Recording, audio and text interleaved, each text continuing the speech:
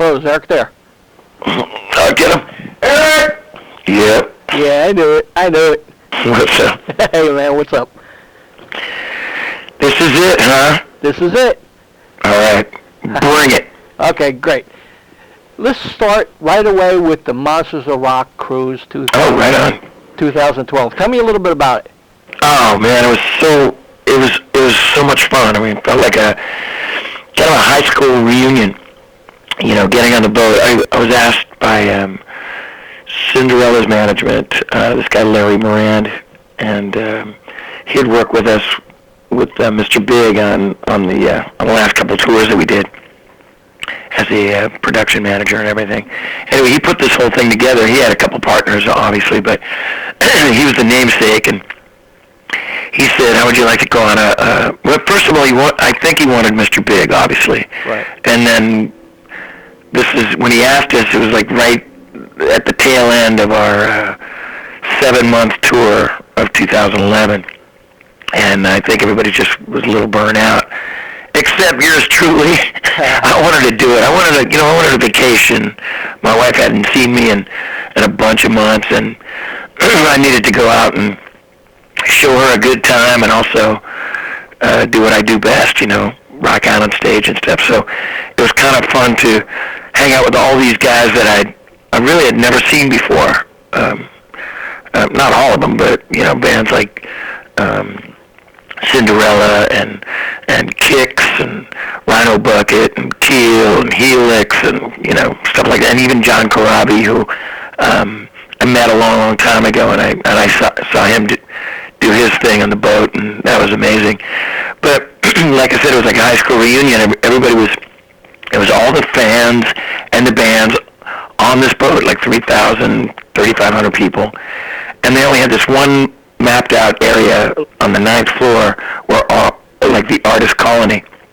But for the most part, everybody's living together like one big commune, And it was really put together great. And the fans and the bands were everybody put on their game face and, pretty positive. No, I didn't see one. There was no, asshole amongst them. And that was a great thing, and I played some solo stuff. I played a couple of the nights, and then just became put on my fan face and went out and checked out these great bands out. Kind of favorite among all the bands were obviously. I mean, I don't know if you know me or not, but I'm a gigantic YNT fan, and YNT rocked. They were amazing. They played like 22 songs or something in this, in kind of the hull of the boat. It was funny, right when they were rocking out on Hurricane or something, which was kind of weird. The boat, it was kind of getting some heavy waves, and they were starting the engines up, and I don't know. Look, there was no. I'm not gonna lie to you. I mean, when I was asked to do it, it was right when that disaster happened, and the Italian boat and all that. Right. But I'm thinking, if something like that happened, something, tragic like that happened, everybody's gonna be pretty much watching the crew and the captain. They're gonna be watching each other, and people are gonna cross the T's and dot the I's and make sure everything's, safety first. Right. That's always happens like that when something bad happens, some tragedy happens. Everybody's pretty much under the scrutiny screen. So I felt I did feel comfortable when I went on the boat. I didn't, as soon as I know I'm talking a mile a minute here, but I'm trying to paint the picture in just a short time, but right when everybody goes, we stepped up to this gigantic ocean liner, and it wasn't like, I've been on a cruise before, and you see straw hats and cameras and Bermuda shorts. This one was like, a lot of cut-off black T-shirts, long hair, full-on rock regalia on the high seas, and I knew I was in a safe place and comfortable with my own. Cool, very cool. Can you tell me anything about Raw Like Sushi 100? Oh yeah, I didn't know we were going to talk about that. I didn't even. Yeah, well, it's a box set interesting box set. It's basically a book. It's a 96-page book of pictures of our last tour in Japan, as well as all the tour, like 100 or so shows, and that's what it is. It's to commemorate the 100th show that we played in Japan. And we started in Osaka 100 shows ago, and then we ended it. And we played not ended it. I mean, we had like the 100th show and back to Osaka again. And what it is, it's the live Osaka show, another show live at the Living Room, and I think I just got the book the other day. It's just like everybody else. It's like everybody's been waiting for this thing, like anticipation. Right. It was supposed to come out, and then it was supposed to come out, one of those things. But it's definitely worth the wait. It's really cool. And it's like a coffee table book, and that rocks, And it's, we've done a lot of live shows in the past, but, this is also some DVDs, and this is all the things that we talked about in the past, going, oh, no, this is going to be different. It's going to have bonus stuff. Well, this is all the stuff. Right. Wow. Cool. Yeah. Very cool. That's only available in Japan, right? And it's one of those things where, I'm not technically inclined. I mean, it's got like, I'm not going to blame it on, if I say I'm just a singer, then all singers will attack me with like daggers or something. But, it's got like that full-on surround sound kind of dealio and all that. And I think it's one of those things where they're only going to release maybe, I don't know, 5,000, 10,000. I really don't know, so you better get on it. Right. Because it definitely rocks. Cool. Now what do you think when you see your picture on a cover of like a Burn magazine or? Is that? What do I think? Yeah. Oh, that's the ultimate high. I mean, the equivalent of getting a platinum or a gold, or it's a big deal for me. Yeah. I mean, my wife, like she cuts out a little picture and then puts it in a little frame and puts it up there. And my kids go, God, Daddy, your hair's shorter now. And no, I love it. It means a lot. I mean, I look at Burn as kind of like the Rolling Stone of Japan. Right. And it means a lot to me. I mean, the Japanese people mean a lot to me. They've been so kind to me over the years, and all I've done is just entertain them and be nice, and they just kind of shower me with, gifts of, I know that sounds so weird right now, so I feel so, like kind of fluffy here, but like gifts of love and support, and to put me on the cover of the magazine is just the ultimate, thank you. Cool. What's coming next? The next MR.BIG album or a solo album? Right now I'm doing one of these, I've been doing these Japanese cover projects for a bunch of years now, since 2008, and it's, I don't really get into it, it's just like kind of like me singing these really, popular Japanese songs from the 70s to the 2000s, and it's not karaoke or anything, it's just like my interpretation of it. It's kind of like, look, they picked me, they go, you're no stranger to a ballad, you can do it, and I go, yeah, but I'm going to put my twist on it, and that's what it is. It's been, selling a couple 100,000 records, and I've been doing that since I've been home from, MR.BIG tour, and obviously had a great taste of excitement doing that Monsters of Rock cruise. But just for now, I've just been kind of like being a 9-to-5 blue collar man. Just doing. Yeah, I've been working in the studio doing this Japanese project, and coming home right when meatloaf is served. And hanging out with the kids. Pretty much nothing. But Yeah, I mean, you know how probably other rockers say this too. You know, when they're on the road, they're like, oh, God, I can't wait to go home. And then when they're home, they're like, oh, I can't wait to go back on the road. You know, they've thrown their laminates away and they use the T-shirts to wash the car. And it's like, oh man, I want to get that back. You know, yeah. The thing about MR.BIG, we're on this huge hiatus, and because you know, we hadn't toured in a long, long time, and that 7 months last year, it didn't kill us. I mean, it made us stronger, but we all kind of need a break, which is ironic. The kind of break that MR.BIG's taken is, you know, I think Billy's going out on some, what is he doing, like some rock and roll summer camp. So is Paul. Right. Billy's doing like, what is it, B3. Pat told me to tell everybody he's painting the fence. No, I mean, last time I talked to him, I go, what are you doing, man? Are you know, you're rocking out, you're doing a solo project? He goes, no, I'm painting my fence. I go, well, do you want me to tell anybody? And he goes, I don't care what you do. You know, so. Wow. But for me, I'm going to go out, do some solo kind of touring. I may go back to Southeast Asia, but I also want to tour in the United States, so. Cool. So I'm kind of looking around. If anybody's doing any package tour, you know, give me a call. Great. So what was your impression of Ronnie Montrose? Well, my impression, I mean, when I was growing up, Montrose meant a lot to me. It was like, you know, I was an Army brat, and I traveled all over the world, and I went to school in Germany and Italy and stuff.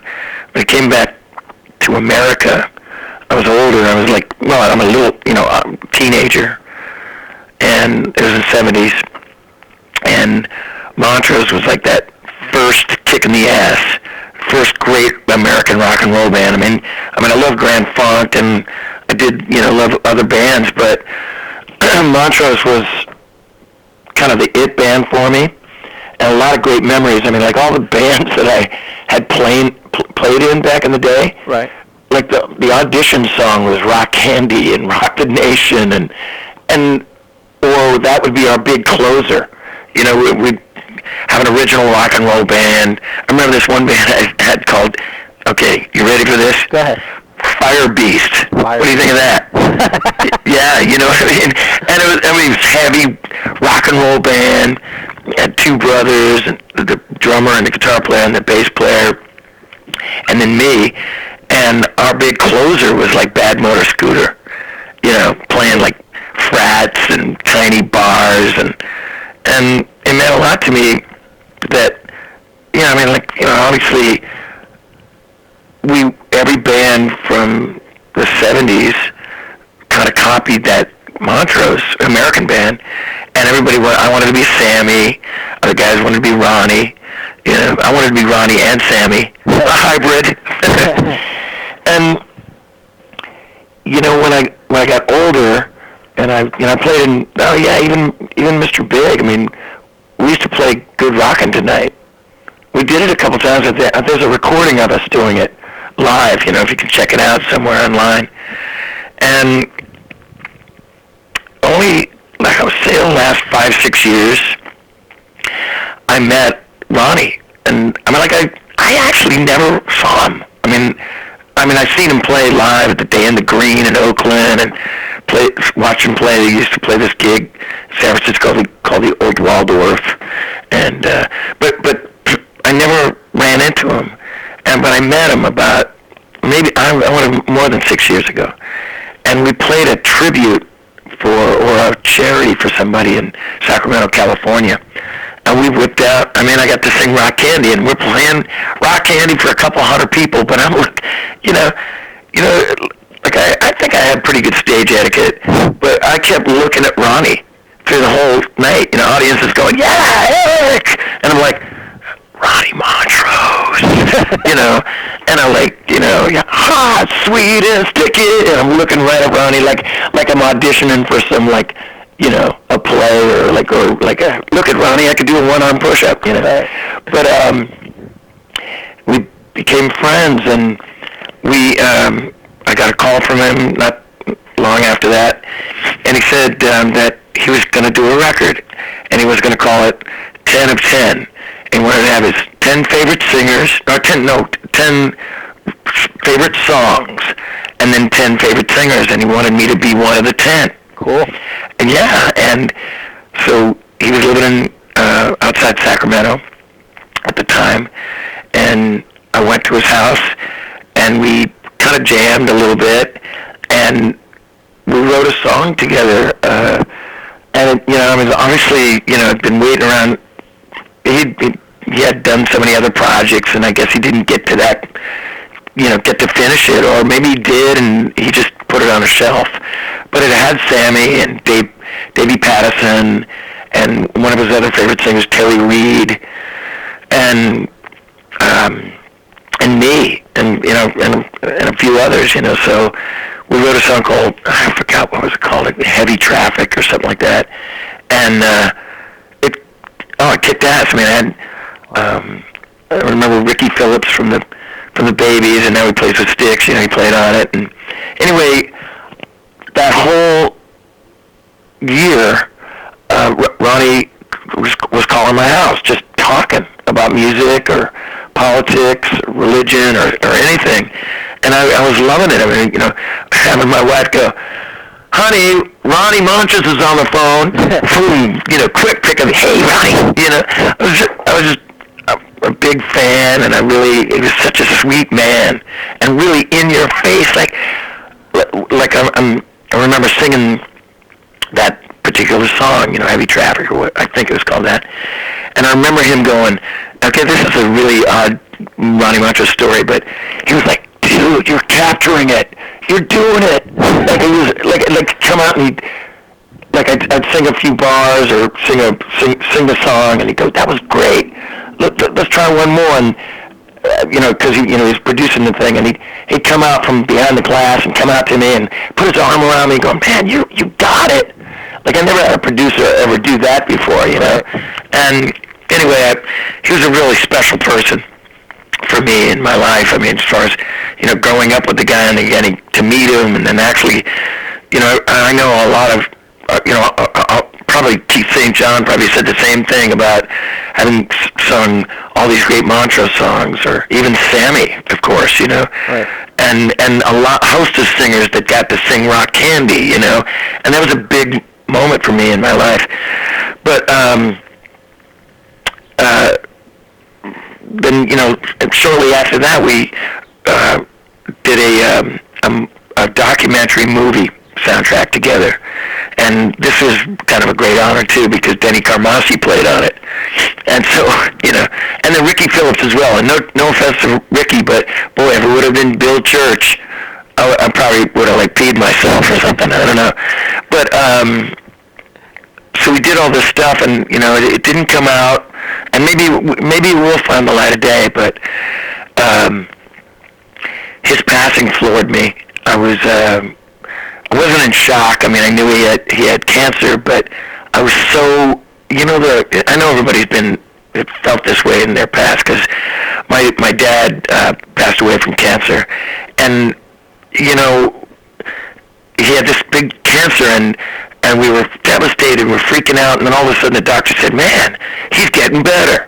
This is, I've talked to so many people in my life that this has happened to, and he's getting better. And then then the outsider goes, "Oh my God, I feel so good.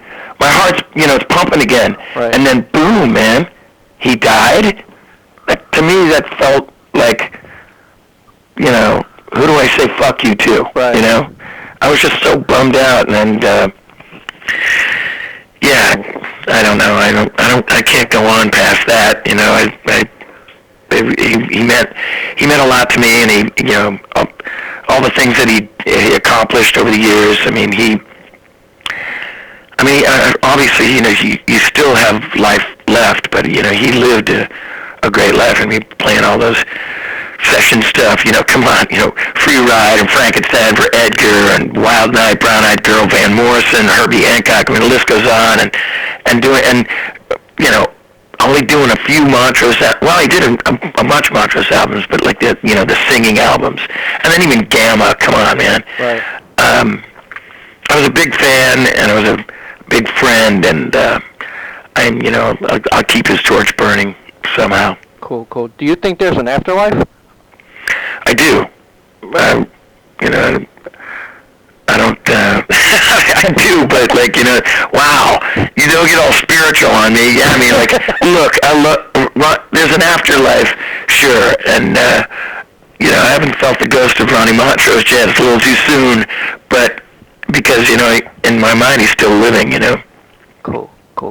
Now, you have kids or a kid. I have twins. Yes, and I hear one of them. And their names are Billy and Paul. No, I'm kidding. That's a dumbass joke I've been doing for 7 years now, and my sons are like, dude. Good, cool. Dude, you gotta chill out on that shit. Yeah. So with you know, the future of this world, you know, what are your hopes? Like, you know, you think things are going to change and turn around, or, you know, what's your feelings? You mean what do you mean? Like the world, like, you know, everybody's losing their homes and this. Well, yeah, I mean, yeah, and the end of the world's coming. I mean, you know, I know it's tough out there, and you gotta, you know, I mean, I haven't gone out and bought a Learjet. You know, I didn't buy a Learjet after To Be With You, or, you know, buy a fucking, you know, sorry, cussing, sorry, buy the, you know, the Taj Mahal or anything like that. Right. Kind of saved my money, and, you know, got it buried out in the backyard in coffee cans, you know. Yep. Don't come to my house and dig it up, because I'm lying. They're not really out in the backyard. But I don't know. I mean, like, I feel bad for people there. I mean, who doesn't? Come on, shit. I hope. Yeah, I mean, it's all we can kind of do. I mean, you hope and you vote and you spin the wheel and you hope everything's going to get better. I mean, really,